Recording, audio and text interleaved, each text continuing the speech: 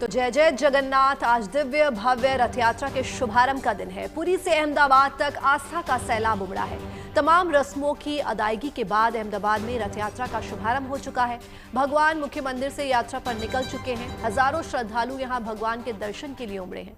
तो वहीं ओडिशा के पुरी में भव्य रथ यात्रा शाम तक निकलेगी। पुरी में भगवान जगन्नाथ, सुभद्रा और बलभद्र रथ यात्रा के लिए तैयार है। वो मुख्य मंदिर से निकलकर गुंडीचा मंदिर, जिसे उनकी मौसी का घर कहा जाता है, वहां जाएंगे और 8 जुलाई को मुख्य मंदिर में वापसी करेंगे। तो 148वीं रथ यात्रा का आयोजन आज से शुरू होगा और शाम 4 बजे भगवान जगन्नाथ की रथ यात्रा जो है भाई बलभद्र और बहन सुभद्रा के साथ निकाली जाएगी। इससे पहले अहमदाबाद की तस्वीरें भी हम आपको दिखा रहे थे। अहमदाबाद में रथ यात्रा निकल चुकी है और पूरे नियम से पूजा पाठ के बाद गृह मंत्री अमित शाह ने वहां मंत्रों के साथ पूजा आरती की, मंगला आरती की और उसी के साथ वहां रथ यात्रा की शुरुआत हुई।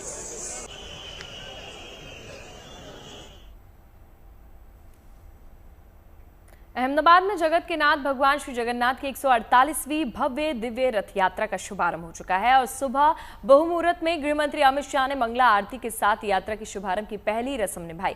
इस दौरान भगवान को खिचड़ी का भोग लगाया गया। 7 बजे के करीब रथ यात्रा शुरू हुई। सुबह 5 से 6 बजे तक तीनों मूर्तियों को रथ पर बैठाया गया। मुख्यमंत्री भूपेंद्र पटेल ने पाहिंद विधि कर रथ यात्रा की शुरुआत भी की। इसमें रथ के आगे सोने की झाड़ू लगाई जाती है। रात तकरीबन 8:30 बजे भगवान वापस मुख्य मंदिर में लौट जाएंगे। तो ये अलग अलग तस्वीरें आप देख रहे हैं। इस यात्रा की अब शुरुआत, शुभारंभ एक तरीके से हो गया है। खुद गृह मंत्री अमित शाह वहां पर पहुंचे। उन्होंने मंगला आरती के साथ पूजा अर्चना की और साथ ही वहां पर सीएम भी पहुंचे और सीएम ने खुद जो परंपरा है उसको किया, झाड़ू वहां पर लगाई और उसके साथ अब 8:30 बजे वापस भी लौटा जाएगा।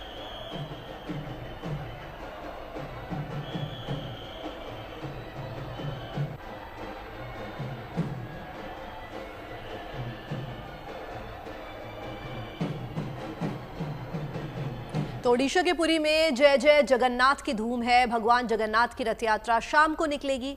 यहां रथ यात्रा की तैयारियां पूरी हो चुकी हैं। पुरी के प्रसिद्ध जगन्नाथ मंदिर में हर साल आषाढ़ माह की शुक्ल पक्ष की द्वितीया तिथि को जगन्नाथ रथ यात्रा का शुभारंभ होता है, जो एक भव्य और ऐतिहासिक उत्सव माना जाता है। रथ यात्रा में भगवान जगन्नाथ, उनके बड़े भाई बलभद्र और बहन सुभद्रा तीनों भव्य रथों पर सवार होकर अपने मौसी के घर गुंडीचा मंदिर की ओर प्रस्थान करेंगे। भगवान जगन्नाथ नंदी घोष रथ पर, बलभद्र ताल ध्वज पर और सुभद्रा दर्प दलन पर रथ पर विराजमान होंगी। रथ यात्रा कुल 12 दिनों तक चलेगी और इसका समापन 8 जुलाई 2025 को नीलाद्री विजय के साथ होगा, जब भगवान फिर से अपने मूल मंदिर में लौटेंगे और गर्भगृह में स्थापित किए जाएंगे। तो आज से भव्य जगन्नाथ रथ यात्रा की शुरुआत होगी और इसी के साथ ये यात्रा जो है 12 दिन तक चलेगी और 8 जुलाई को इसका समापन होगा। तो रथ यात्रा में भगवान जगन्नाथ, उनके बड़े भाई बलभद्र और बहन सुभद्रा तीनों नगर भ्रमण पर निकलेंगे और उसी के साथ वो अपनी मौसी के घर गुंडीचा मंदिर की ओर प्रस्थान करेंगे। भगवान जगन्नाथ नंदी घोष रथ पर, बलभद्र ताल ध्वज पर और सुभद्रा दर्प दलन रथ पर विराजमान होंगी। तो यात्रा जो है वो कुल 12 दिनों तक चलेगी और इसका समापन जो है वो 8 जुलाई को होगा। तो वहीं अगर हम अहमदाबाद की बात करें तो वहां रथ यात्रा का शुभारंभ हो चुका है। सुबह सुबह गृह मंत्री अमित शाह ने मंगला आरती के साथ इसका शुभारंभ किया।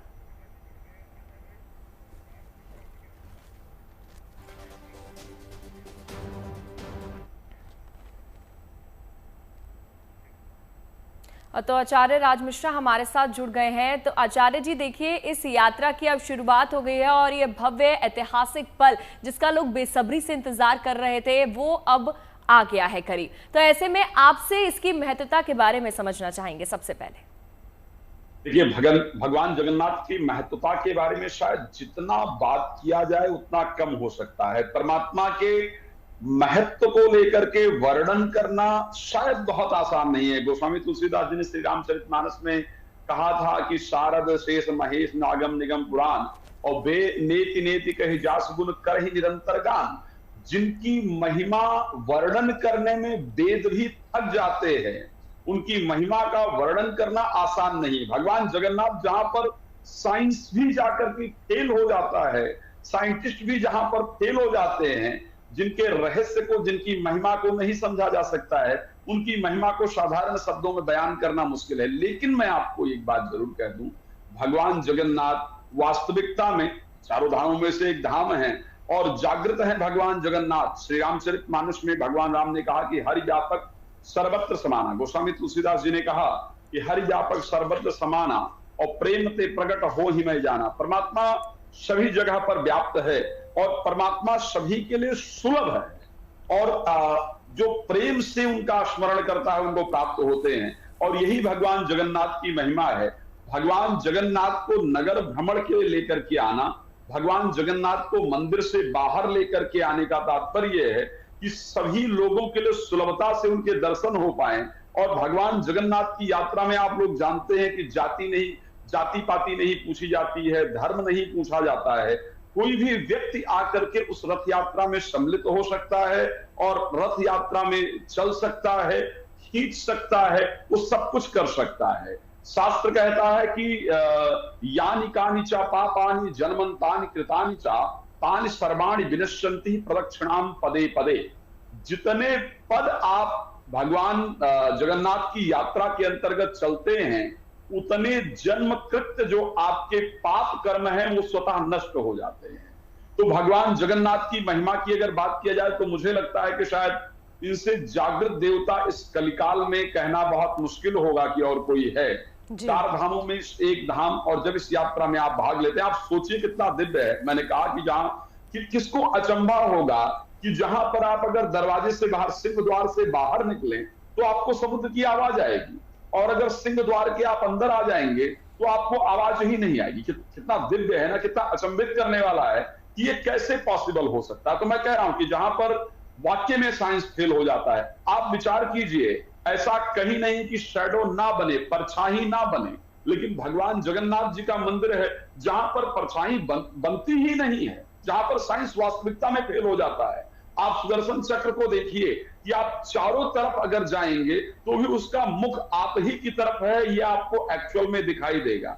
तो शायद जब आपने महिमा की बात की है तो मैं इसलिए महिमा की बात कर रहा हूं कि जहां हमारा सोचना खत्म हो सकता है, जहां साइंस और जहां हमारी विचारधारा खत्म हो सकती है, वहां से एक्चुअल में भगवान जगन्नाथ की जो महिमा है वो प्रारंभ होती है। ध्वज सदैव हवा के विपरीत उड़ना ये इतना आसान नहीं है। आप सोचिए, जो प्रसाद वहां पर बनता है, 1500 वर्षों से प्रसाद बनता चला आ रहा है, और वहां पर कोई भी व्यक्ति जाए तो उसको प्रसाद जरूर मिलेगा, खत्म नहीं हो सकता है। तो ये सारा जो वर्णन है, ये सारी जो शास्त्रोक्त विधियां हैं, जो परमात्मा का प्रमाण मिलता है, वास्तविकता में वो जगन्नाथ मंदिर से मिलता है। और जैसा कि भगवान ने कहा था, मैं बार बार इस शब्द को कहूं कि निर्मल मन जन सो मोहि पावा और मोहि कपट छल छिद्र न भावा। भगवान राम ने कहा था कि मुझे निर्मल मन से जो मेरी आराधना करता है, जो मेरा ध्यान करता है, जो मेरी सेवा करता है, वो मुझे प्राप्त कर सकता है। और शायद यही हमको देखने को मिलता है जगन्नाथ यात्रा में कि यदि आप आते हैं, आप छोटे हैं, बड़े हैं, क्या हैं, उसका वो नहीं, अगर आपका मन निर्मल है तो आप आइए रथ यात्रा में, और आपको जो भी अपनी कामनाओं के लिए प्रार्थना करना है वो आपकी प्रार्थना पूरी होती है। और ऐसे बहुत सारे चमत्कार देखे गए हैं। तो रथ यात्रा के बारे में मैं जितना कुछ वर्णन करूं, मुझे लगता है वो बहुत कम होगा, और मुझे अच्छा लगता है जब वहां जाकर के भगवान की महिमा तो अपरंपार है ही, लेकिन साथ ही साथ आप ये भी बताइए कि आज रथ यात्रा का जो है शुभारंभ हो रहा है, तो पहले दिन जो है वो छेरा रस्म जो है वो निभाई जाती है। तो क्या है ये छेरा रस्म? और दूसरी चीज ये कि आज जब भगवान निकलते हैं रथ यात्रा के लिए तो खिचड़ी का उनको भोग लगता है। अधिकतर होता है कि मीठे का भोग लगता है, लेकिन भगवान को खिचड़ी का भोग लगता है, तो उसके पीछे की कहानी क्या है? एक बड़ा डिफरेंट है। एक भक्त थी जिसने भगवान को खिचड़ी का भोग लगाया। एक बात ध्यान रखिएगा, वैसे जो छेला रस्म कहा जाता है वो विदाई से पहले या विदाई समारोह के दौरान निभाने वाला रस्म कहा जाता है। जब भगवान मंदिर से बाहर निकलते हैं तो उस रस्म का निर्वाह किया जाता है। जहां पर इस रस्म को अगर आप गांव में जाएंगे तो विदाई के समय एक पारंपरिक पोशाक भगवान को अगर देखा जाए, जब किसी कन्या को घर से बाहर या किसी दूल्हे को विदा करना होता है तो भी ये रस्म गांव के अंतर्गत निर्वाह की जाती है, जहां पर एक पारंपरिक पोशाक इत्यादि तैयार करके और उनको घर से बाहर निकाला जाता है। तो इसी प्रकार जो आज का ये रस्म प्रारंभ होता है, इसमें भगवान को एक पारंपरिक वस्त्र वगैरह तैयार करा करके उनको सुंदर सजा करके और उनको फिर घर से बाहर निकाला जाता है। उनके लिए प्रॉपर नृत्य इत्यादि का आयोजन, उनके लिए प्रॉपर पूजन इत्यादि का आयोजन और उनका प्रॉपर एक तैयारी उनकी, तो इसको सेला रस्म कहा जाता है और इसके अंतर्गत भगवान को निकाला जाता है वहां से। अब दूसरा, आपने कहा कि भगवान के लिए खिचड़ी की बात की जाए। एक भक्त थी, मुझे उसका प्रॉपर नाम याद नहीं आ रहा है, तो वो मंदिर जाती हैं और जब मंदिर जाती हैं तो वहां जाकर के देखती हैं कि भगवान का भोग करीब 10 बजे सुबह लग रहा है या कुछ ऐसा समय है जो उन्होंने देखा, और देखा कि वहां जो कोई पंडित है ना, वो सुबह सुबह बैठ करके अपना चाय पी रहे हैं और वो खा रहे हैं और भगवान के भोग का जो समय है वो लेट। तो भगवान का जब उन्होंने देखा तो उन्होंने कहा, देखो कितने खराब है, मेरे घर आना और मेरे घर जब आओगे तो मैं तुम्हें भोजन कराऊंगी, रोज मेरे घर आया करो और मैं तुम्हें नाश्ता कराऊंगी, मैं तुम्हें भोग लगाऊंगी। तो भगवान जगन्नाथ उनके घर जाते हैं और वो उसमें जो है, एक वो आपने शायद एक भजन भी सुना होगा, थाली भर कर लाई खींचड़ो उसमें घी की डाबरी, कुछ ऐसा करके एक सुंदर भजन भी है। तो वहां पर वो खिचड़ी बना करके और भगवान को भोग लगाती हैं और फिर भगवान खा नहीं रहे होते हैं, तो अपने जो वस्त्र पहने हैं उसका वो पर्दा कर देती है कि अच्छा तुम तो ऐसे नहीं खाते हो, तुम तो जब पर्दा कर दिया जाता है तब खाते हो ना, तो वो पर्दा कर देती हैं और फिर भगवान उसको ग्रहण करते हैं और प्रतिदिन भगवान उनके घर आकर के खिचड़ी का सेवन करते हैं। तो यहाँ से भगवान की जो खिचड़ी के प्रसाद का महत्व प्रारंभ हुआ। आपको एक बात बता दूं, जनरली शास्त्र में नियम है कि एकादशी के दिन चावल ग्रहण नहीं किया जाता है और ये सभी जगह का नियम, ओके। लेकिन भगवान जगन्नाथ जी का ही मंदिर है जहां भक्ति के कारण भगवान जगन्नाथ को हमेशा चावल, एकादशी के दिन भी चावल का यानी खिचड़ी का भोग लगाया जाता है। वो किसी ने एक शब्द कहा था कि प्रबल प्रेम के पाले पढ़कर प्रभु को नियम बदलते देखा, अपना मान भले टल जाए भक्त का मान न टलते देखा। तो ये परमात्मा की कृपा है कि यदि परमात्मा अपने भक्तों के अधीन होकर के वो अपने खुद के नियम को नहीं देखते बल्कि भक्त का नियम ना टले, उस चीज का परमात्मा सदैव ध्यान रखते हैं। राज जी, हमने देखिए प्रसाद की महिमा समझी आपके जरिए, लेकिन कहा यह भी जाता है कि आज के दिन बारिश होती है, इसका क्या मतलब है? और क्योंकि पहले भी ऐसा देखा गया है। देखिए एक बात ध्यान रखिएगा, ऐसा नहीं है कि भगवान का स्वागत या भगवान का दर्शन हम ही आप करना चाहते हैं। आपने देखा होगा जब भगवान राम का जन्म हुआ तो देवताओं ने आकर के अलग अलग प्रकार से स्तुति की। भगवान शंकर वहां स्वयं दर्शन करने के लिए आए। भगवान कृष्ण का जन्म हुआ तो देवादिदेव महादेव भगवान शिव स्वयं दर्शन करने के लिए आते हैं। देवता आकर के उनकी बार बार स्तुति करते हैं। तो आप और हम ही भगवान की रथ यात्रा में सम्मिलित नहीं होना चाहते हैं। आप और हम ही भगवान का दर्शन नहीं करना चाहते हैं। देवता भी, इंद्र भी आकर के भगवान का दर्शन करना चाहते हैं। देवता भी आकर के भगवान का अभिषेक करना चाहते हैं। तो जब इस प्रकार की परिस्थिति होती है तो स्वयं इंद्र आकर के भगवान का अभिषेक करते हैं, भगवान का स्वागत करते हैं और भगवान के मार्ग को स्वच्छ करते हैं, इसलिए बारिश इत्यादि। बिल्कुल राज जी, आप बने रहिए हमारे साथ, लौटेंगे वापस। लेकिन पुरी के साथ साथ देश में कई जगहों पर आज भगवान जगन्नाथ की भव्य रथ यात्रा निकाली जा रही है। रथ यात्रा में भक्तों की भीड़ को संभालना पुलिस और प्रशासन के लिए एक बड़ी चुनौती है। पुलिस ने रथ यात्रा में सुरक्षा के कड़े इंतजाम किए हैं। भीड़ को नियंत्रित करने के लिए आधुनिक तकनीक का सहारा भी लिया जा रहा है।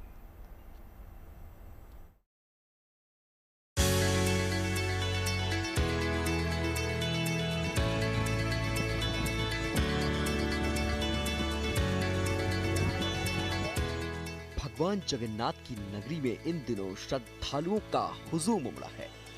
रथ यात्रा में शामिल होने के लिए दूर दूर से भक्त पुरी पहुंच रहे हैं। ऐसे में भक्तों की भारी भीड़ को देखते हुए पुरी में सुरक्षा के कड़े इंतजाम किए गए हैं।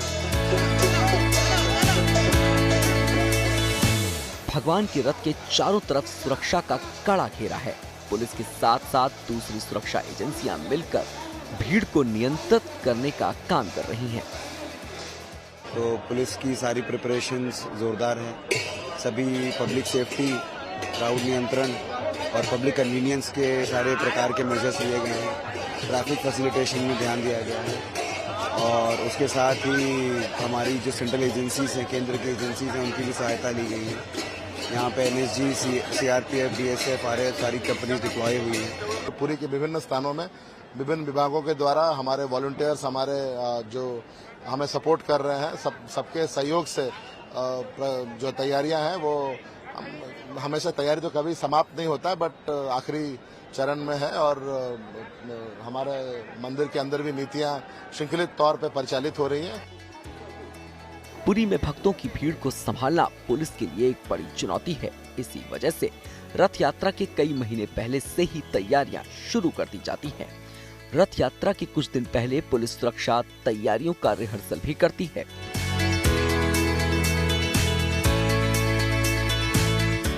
पुरी के साथ साथ भगवान जगन्नाथ की भव्य रथ यात्रा देश के कई और शहरों में निकाली जाती है। अहमदाबाद में भी भगवान जगन्नाथ की रथ यात्रा के लिए सुरक्षा के कड़े इंतजाम किए गए हैं। आर्टिफिशियल इंटेलिजेंस से लैस CCTV कैमरों से पूरे शहर पर नजर रखी जा रही है। भीड़ पर नजर रखने के लिए ड्रोन और एयर सर्विलांस का इस्तेमाल किया जा रहा है। इसमें काफ़ी इलेबोरेट तैयारियां की गई हैं। अभी तक हमने 3 इसकी रिहर्सल भी कर ली हैं। कुल 23,000 से ज़्यादा पुलिसमैन इन यूनिफॉर्म और होम गार्ड और बाकी के यूनिफॉर्म में 23,000 से ज़्यादा लोग वहाँ तैनात होंगे। इसमें कुछ सेंसिटिव पॉइंट्स 152 हैं। वॉच टावर्स एक्स्ट्रा हमने खड़ी की हैं 25, हाई राइज पॉइंट्स हैं 240 और काफ़ी इसकी इलेबोरेट तैयारी की गई है पहले से ही। सूरत में भी भगवान जगन्नाथ की रथ यात्रा में बड़ी संख्या में भक्तों के आने की उम्मीद है। सूरत पुलिस ने भी रथ यात्रा के लिए अपनी तैयारियां पूरी कर ली हैं। सुरक्षा इंतजामों पर आला अधिकारी अपनी नजर बनाए हुए हैं। CCTV कैमरे से पूरे शहर की निगरानी की जा रही है। भगवान जगन्नाथ की रथ यात्रा में हर साल लाखों की संख्या में श्रद्धालु शामिल होते हैं। इस साल भी भक्तों की इस भीड़ को संभालना पुलिस और प्रशासन के लिए एक बड़ी चुनौती है, लेकिन प्रशासन ने अपनी तैयारियां पूरी कर ली हैं।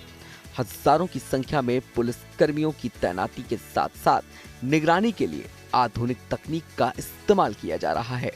कोशिश यही है कि भगवान की रथ यात्रा में शामिल होने वाले भक्तों को रथ यात्रा के दौरान कोई दिक्कत ना हो और ये रथ यात्रा इन भक्तों के लिए यादगार बन जाए।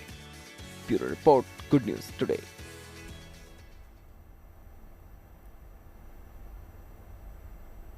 तो इस रिपोर्ट के जरिए आपने समझा कि सुरक्षा के कड़े इंतजाम इस रथ यात्रा के दौरान है और CCTV से भी कैमरे पर नजर रखी जा रही है, पूरे शहर पर नजर रखी जा रही है। हमारे साथ राजी जुड़े हुए हैं।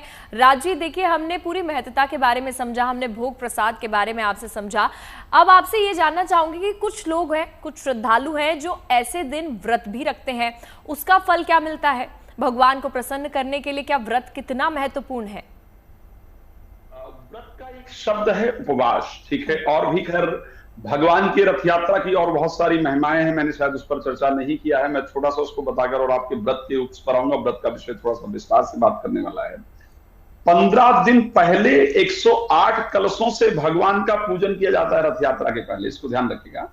और उसके बाद उनका 108 कलशों से पूजन करने के बाद उनको बीमार मान करके उनकी स्वास्थ्य की जो परिस्थितियां हैं उस पर भी काम किया जाता है। भगवान को अस्वस्थ माना जाता है, फिर उनका स्वास्थ्य के लिए उनका देखभाल किया जाता है, अच्छी तरीके से उस पर काम किया जाता है। और फिर अलग अलग रथों में जिनके चक्कों का विशेष वर्णन है, 21 चक्कों का, 16 चक्कों का, 12 चक्कों का, इस प्रकार अलग अलग चक्के के रथ में उनको बिठा करके लाया जाता है। अब बात होती है कि उपवास करने की।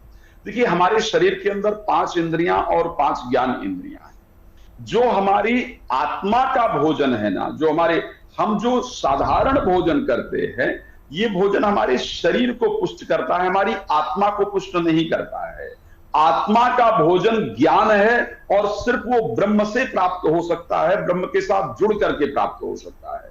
तो ऐसी परिस्थिति के अंतर्गत जब आप उपवास रखते हैं, व्रत करते हैं, तो उस उपवास से आपकी जो ज्ञान इंद्रिय है वो पुष्ट होती है। उपवास का तात्पर्य सिर्फ भूखा रहना नहीं है।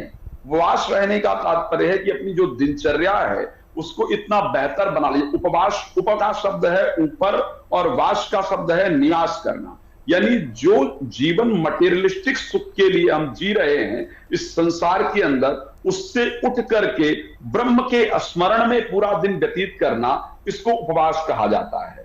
और जब हम ब्रह्म के स्मरण में अपने समय को व्यतीत करें, उस समय मुझे भोजन का भी भान ना हो, यानी भोजन करना भी मुझे याद ना रह जाए, इतना मैं ब्रह्म में लीन हो जाऊं। एक्चुअल उपवास का शब्दार्थ ये है, व्रत का शब्दार्थ ये है। और जब इस प्रकार का व्रत आप करने का प्रयास करते हैं, उपवास करते हैं, तो ऐसी परिस्थिति में आपकी ज्ञान इंद्रिय जागृत हो जाती है और उससे आप परमात्मा के साथ तो कनेक्ट होते ही होते हैं, साथ में आपका मस्तिष्क क्लीन होता है, आपका ब्रेन क्लीन होता है, आपकी आत्मा क्लीन होती है। एंजाइटी है, फोबिया है, नेगेटिविटी है, डिस्ट्रक्शन है, और उसके साथ जो मन में काम है, क्रोध है, मोह है, अहंकार है, लोभ है, इसको आप दूर कर पाते हैं। श्री रामचरितमानस के सुंदरकांड में गोस्वामी तुलसीदास जी ने लिखा कि काम क्रोध मद लोभ सब नाथ नरक के पंथ, और सब परिहरि रघुवीर भजो भजहि जेहि संत। इस संसार में पीड़ा का अगर कोई कारण है, दुख का अगर कोई कारण है, तो हमारा काम, क्रोध, मोह, लोभ और अहंकार है। उसको दूर करने के लिए, अपनी आत्मा को क्लीन करने के लिए आप जब उपवास करते हैं, व्रत करते हैं, तो उस समय आपका मन समझ पाता है कि इस जीवन का उद्देश्य क्या है, मुझे जीना कैसे है, सही क्या है और गलत क्या है, करना क्या चाहिए और क्या नहीं करना चाहिए। तो उपवास करने से निश्चित रूप से फायदा होता है, बिकॉज व्रत और उपवास आपको परमात्मा से कनेक्ट। बात कर लेते हैं बारिश से बचाव की। देश भर में मानसून दमदार रूप में देखने के लिए मिल रहा है। ऐसे में दक्षिण पश्चिम मानसून लगभग पूरे देश में पहुंच चुका है। करीब 3 से 4 दिनों में पूरे उत्तर पश्चिम तक फैलने की उम्मीद है।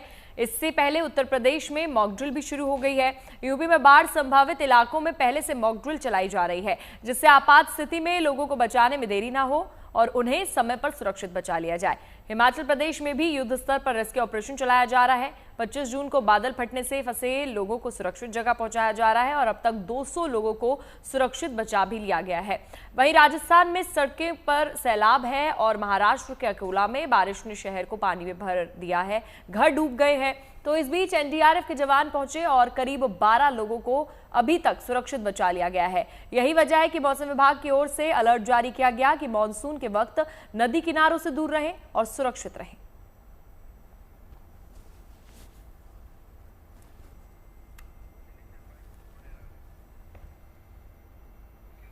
तो जम्मू कश्मीर के कठुआ में भारी बारिश की वजह से 2 लोग नदी के बीच फंस गए। ये दोनों नदी में मछली पकड़ने गए थे, मगर तभी तेज बहाव आ गया और ये दोनों मछुआरे नदी के दूसरे किनारे पर फंस गए।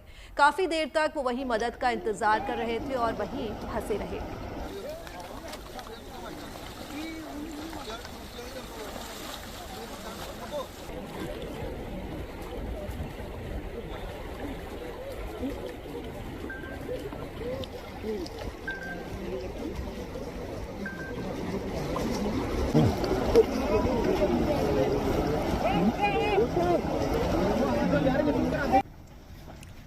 और इसी के बाद राहत बचाव का अभियान चलाया गया। तुरंत बोट लेकर एसडीआरएफ की टीम मौके पर पहुंची। ट्रक से बोट को निकाला गया, फिर जवानों ने लाइफ सेविंग जैकेट पहनी। इसके बाद जवान उफंती नहरों में उतर गए, लेकिन बहाव इतना तेज था कि सभी जवानों को एक दूसरे का हाथ पकड़कर आगे बढ़ना पड़ा। किसी तरह लड़खड़ाते हुए वो नदी के बीच में पहुंचे और रेस्क्यू किया गया।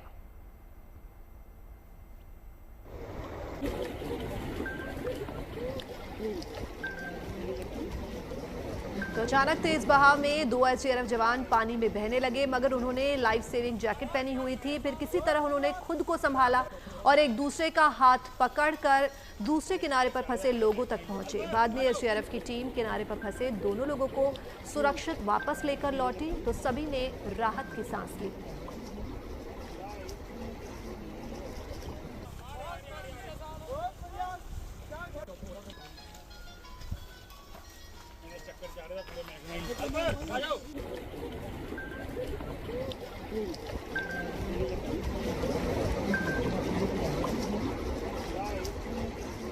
जमराल गांव में 2 आदमी जो है वो दरिया के सेंटर में फंसे हुए हैं।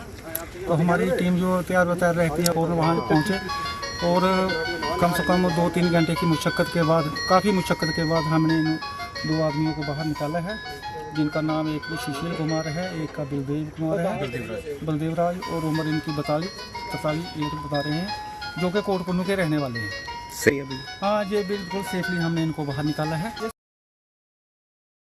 भारी बारिश के चलते देश के कई हिस्सों में बाढ़ जैसे हालात बने हुए हैं। इसके चलते लोगों की मुश्किल भी बढ़ गई है। हालांकि मुश्किल में फंसे लोगों को राहत दिलाने का भी काम चल रहा है। कई जगह पर पानी के बीच फंसे लोगों का रेस्क्यू किया गया।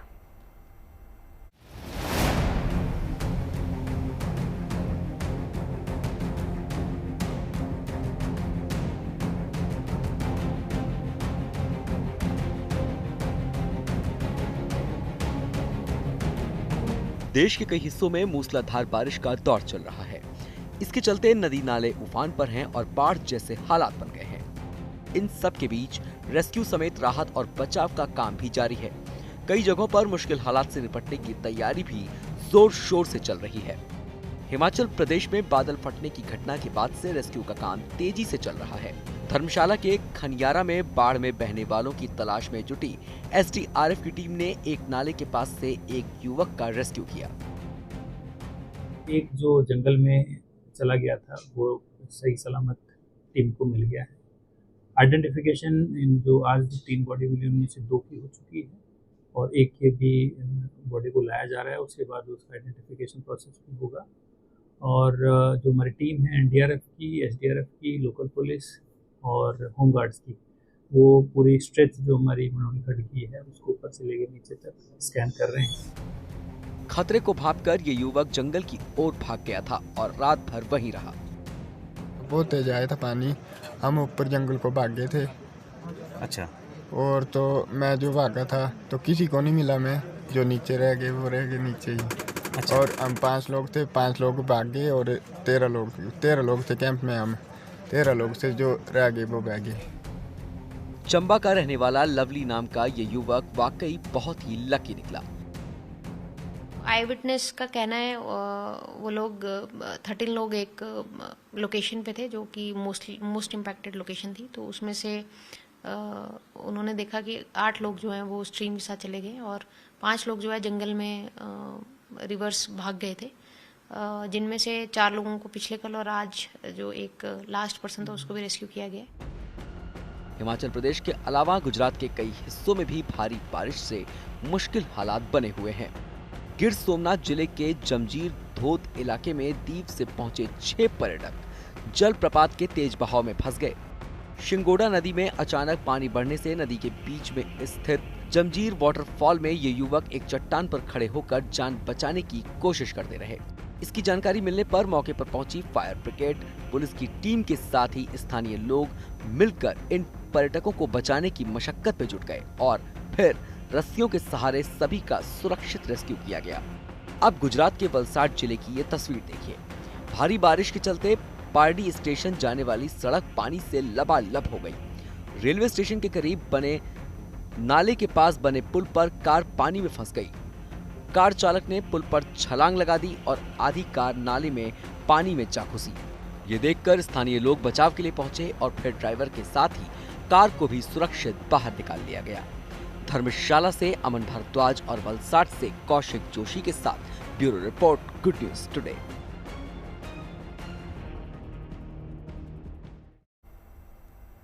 और अब आपको लेकर चलते हैं उत्तर प्रदेश में, जहां योगी सरकार बाढ़ से निपटने की प्री प्लानिंग कर रही है। अक्सर भारी बारिश के चलते बाढ़ का खतरा बना रहता है, इसलिए उत्तर प्रदेश में इससे निपटने के लिए पुख्ता तैयारियां चल रही हैं। इसी कड़ी में प्रदेश के अलग अलग जिलों में एक साथ बाढ़ से निपटने का अभ्यास किया जा रहा है। बाढ़ की स्थिति में कैसे लोगों को सुरक्षित बचाना है, पानी ज्यादा हो तो कैसे एनडीआरएफ के जवान तुरंत मौके पर पहुंचेंगे और लोगों को सुरक्षित जगह पर पहुंचाएंगे। इन सब को लेकर यूपी में बाढ़ प्रभावित इलाकों में मॉक ड्रिल चलाई जा रही है ताकि बाढ़ ज्यादा नुकसान ना पहुंचा सके और लोगों को सुरक्षित स्थान पर पहुंचाया जा सके, उन्हें बचाया जा सके।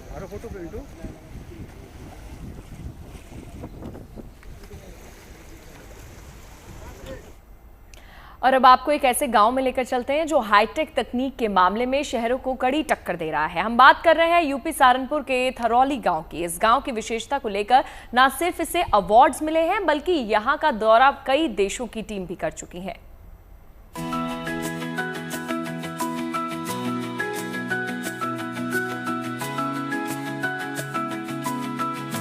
ये तस्वीरें एक गांव की है। वो गांव न सिर्फ शहर को मात देता है बल्कि एक मिसाल है। Hi tech control room, smart school, modern library, fitness की व्यवस्था, सीसीटीवी से निगरानी ये एक गांव में मौजूद सुविधाएं हैं। यही नहीं, 7 तालाबों का निर्माण कर वर्षा जल संचयन करने, ऑर्गेनिक उद्यान केंद्र, कचरे से प्रोडक्ट बनाने और वर्मी कंपोस्ट खाद के जरिए पर्यावरण अनुकूल खेती को बढ़ावा देने वाला ये गांव है। इस गांव का नाम है थरौली, जो उत्तर प्रदेश के सहारनपुर जिले में है। तकनीक में अव्वल ये गांव देश का पहला हाईटेक और ISO सर्टिफाइड गांव बन गया है, जो पूरी तरह से विदेशी तकनीक और आधुनिक सुविधाओं से लैस है। और ये संभव हुआ है ग्राम प्रधान रीटा चौधरी और उनके प्रतिनिधि संदीप चौधरी के प्रयासों से, जो कि ग्राम प्रधान के पति हैं। जिस पंचायत सचिवालय में खड़े हैं, इसको भी पूरा हाईटेक बना हुआ है, स्मार्ट पंचायत सचिवालय है हमारा, जहां से 29 कैमरे का हमारा कंट्रोल रूम भी बनाया है। दोनों गांव को हमारा थरौली और अंबेडकर नगर महमूदपुर एक गांव है हमारा, यहाँ से वहां तक हमने सिंगल वायर डाली हुई है। सिंगल फाइबर पे पूरे गांव के स्पीकर्स चल रहे हैं। और इस समय वो टेक्नोलॉजी हमने लगाई है कि अगर आप मोबाइल के माध्यम से देश विदेश में भी रहते हैं तो अपनी पंचायत को कोई सरकारी योजनाओं की जानकारी दे सकते हैं। आप चाहे किसी एक पॉइंट पे बोलना चाहे मोबाइल से, वहां बोल सकते हैं। आप चाहे अलग अलग पॉइंट, अपने 200 नंबर का एक स्पीकर ऑन करना है। इस गांव में 29 हाईटेक IP आधारित सीसीटीवी कैमरे और क्लाउड बेस्ड स्मार्ट स्पीकर्स लगाए गए हैं। 275 स्ट्रीट लाइट्स लगी हैं। इस गांव में लड़कियों और महिलाओं के लिए ऐसा सुरक्षित माहौल तैयार किया गया है जिससे वो रात में भी बेखौफ होकर बाहर घूम सकती हैं। यहाँ बेटी के जन्म पर सामूहिक उत्सव मनाया जाता है, जिससे बेटियों के प्रति सम्मान बढ़ता है।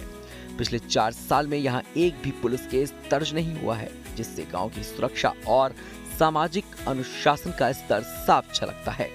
इस धरौली गांव को मुख्यमंत्री सम्मान सहित 25 से ज्यादा अवार्ड मिल चुके हैं। इस गांव की विशेषता के चलते ब्राजील, तुर्की समेत कई देशों की टीमें भी यहां का दौरा कर चुकी हैं। सहारनपुर से राहुल कुमार की रिपोर्ट, गुड न्यूज टुडे।